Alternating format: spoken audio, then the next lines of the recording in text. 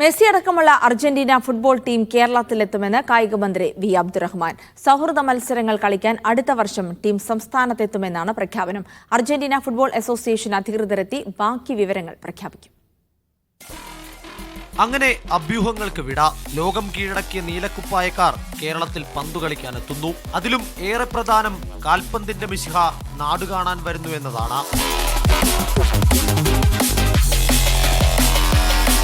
2 കോപ്പയുടെയും 3.5 പതിറ്റാണ്ട് കാത്തിരുന്ന് നേടിയ ലോകകപ്പിന്റെയും അകമ്പടിയോടെയാണ് ടീം അർജന്റീന കേരളത്തിലേക്ക് എത്തുന്നത്. അർജന്റീന ഫുട്ബോൾ അസോസിയേഷനെ നേരിൽ കണ്ടു ക്ഷണിക്കാൻ മന്ത്രി വി അബ്ദുറഹ്മാൻ നേരത്തെ സ്പെയിനിൽ പോയിരുന്നു.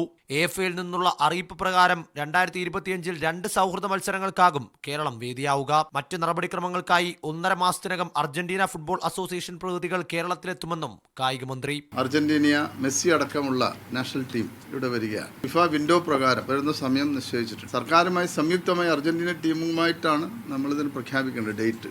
അപ്പോൾ തീയതി അവർ വന്നതിന് ശേഷം അവർ പ്രഖ്യാപിക്കും. സർക്കാരിന്റെ പൂർണ്ണ നിയന്ത്രണത്തിലാകും മത്സരങ്ങൾ. പക്ഷേ വലിയ സാമ്പത്തിക ബാധ്യത വരുന്നതിനാൽ കേരള ഗോൾഡ് ആൻഡ് സിൽവർ മർച്ചന്റൻസ് അസോസിയേഷനും സംസ്ഥാന വ്യാപാരി വ്യവസായി സമിതിയും ചേർന്ന മത്സരത്തിന്റെ ചെലവ് വഹിക്കും.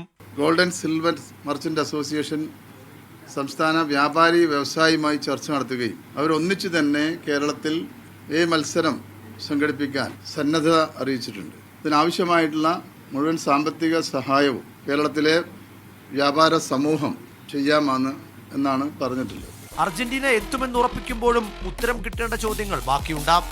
അതിൽ ആദ്യത്തേത് വേദി ഏത് എന്നാണ്. നിലവിലെ ചർച്ച പ്രകാരം കൊച്ചിയിൽ മത്സരം നടക്കാനാണ് സാധ്യത.